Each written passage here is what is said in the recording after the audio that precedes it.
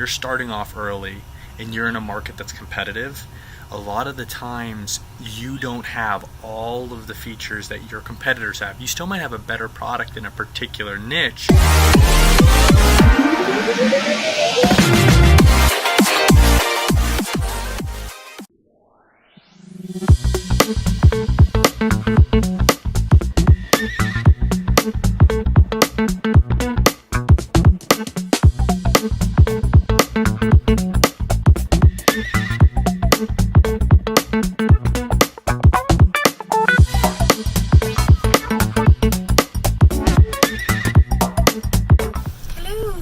have Crazy here too today. What's happening, guys? It's a beautiful day with beautiful weather. We live in the beautiful state of Florida. Why is it so hot in here? Hot? What are you talking about? This is a nice temperate Florida morning. 85 degrees, 73% humidity. AKA in the Sunshine State, and right now it's getting nice, beautiful weather. Sun is shining. It is beautiful. We're heading home. It's 1:27. We just had a great work session this morning. And Josh was a sweetie, and he actually bought me Starburst as a treat. And we ate all of them, and now we're in the need of real food. We got the sugar going through our bodies, and we got to balance it out. In today's vlog, we are talking about startup tips. Day 2. Yesterday we talked about some pretty important things, and today we are going to talk about some more. These are things from literally building a bootstrap company, focus on generating revenue, not focused on like just user growth or raising money. Not that there's anything wrong with that, but that's not what we focus on. So these are things we're learning. We've learned a lot of them the hard way, so we're going to share them with you.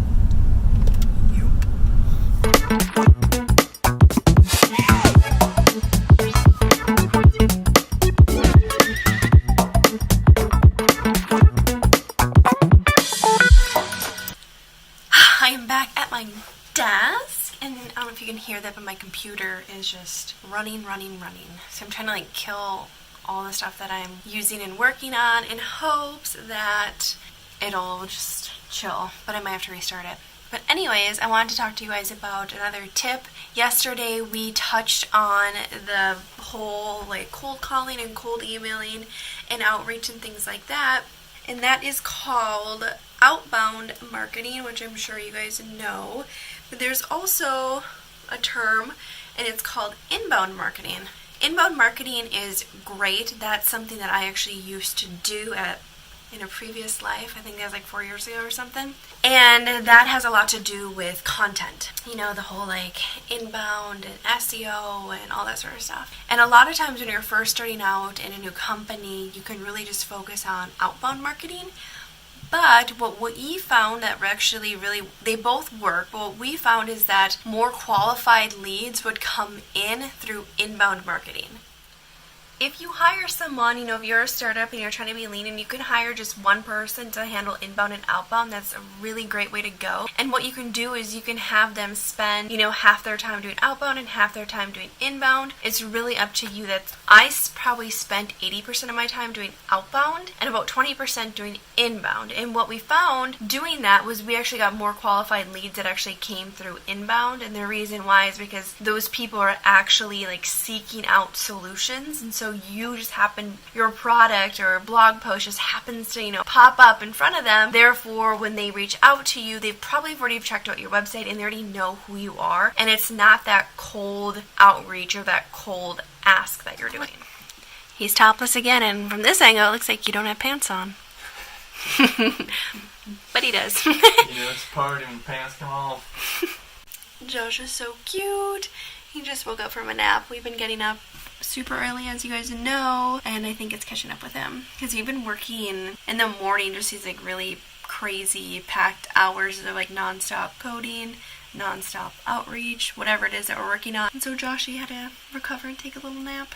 So don't forget, take naps. I am not a nap person at all. I don't know, are you guys nap people? For whatever reason, I can't take naps. I don't like to. Alright guys, we are doing another round of startup tips. And so one of my tips would be when you're starting off early and you're in a market that's competitive, a lot of the times you don't have all of the features that your competitors have. You still might have a better product in a particular niche, but they might have the robustness and just the sheer quantity of features that you can't compete on. So what do? This comes down simply to you can't compete for the clients or the customers that are going to want everything in the kitchen sink, right? Because your product just doesn't have it. You're a year away from having it. You can only build so many features so fast. So when you're actually selling and you're trying to bring on your first customers, don't spend time on the customers that need everything in the world in order to come onto your product. It's a waste of your time. Focus on the early adopters. Focus on the ones that value the things that your products do really, really well, and your time will be so much better spent focusing on them, caring for them, and getting them into the product, because they're the ones that will actually close and start paying you money at the end of the day. Alright, so I thought of another startup tip, and this is something that I think about all the time. We may have even touched in it in the other video. Whenever you're starting off on this journey, whenever you're starting off, whether you're building a company or you're writing a large feature of your product, whatever it may be, just anticipate that it's going to take time. Things generally are always going to take longer than you think, especially if you're an optimistic person. And one major thing that happened to us is when we first were pivoting away from dock space for auto groups and we were pivoting more into the service-based life safety fire inspection industry, somebody we were meeting with, I told them the product would be done in August, and it actually didn't end up launching until January. And I met with this person in July. So I thought it was going to take a month, and it ended up taking like 6 because we had to build the web app, mobile apps, all this sort of stuff. One thing that I highly recommend is when you're ambitious and you're moving fast and every day counts when you're a startup, set ambitious goals, but in the back of your head, don't bet it all on zero, because a lot of times things are going to take a little longer, if not a lot longer than expected. So anticipate the additional time and plan for it, because you need to not only survive the time you thought it was going to take, but also the time that it's going to take that you were not anticipating with the optimistic view. Just keep that in mind. Things take longer than you generally expect. That ends another vlog. Startup tips round 2. Round 2. I'm assuming there will probably be 3 and 4 to come. And 1 million. Probably. Well, we hope you guys like this video. If you did, please give it a little thumbs up and subscribe to our channel below. We will see you tomorrow. Bye, guys.